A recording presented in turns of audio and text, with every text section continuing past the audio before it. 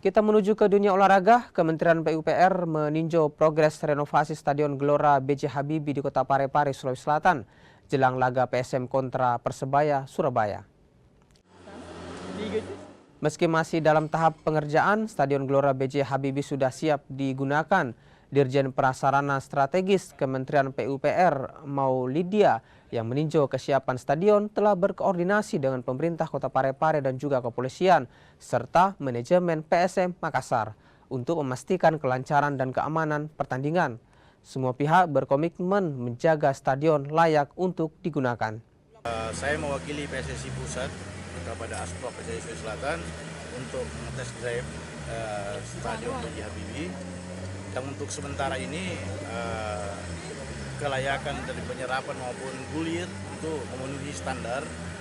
Sisa kita melihat bagaimana penyerapan airnya, apakah sesuai dengan standar FIFA atau gimana. Makanya kita akan konsultasikan kembali kepada PSSI, apakah standar ini sudah memenuhi atau tidak. Kita menunggu hasil keputusan akhir dari PSSI.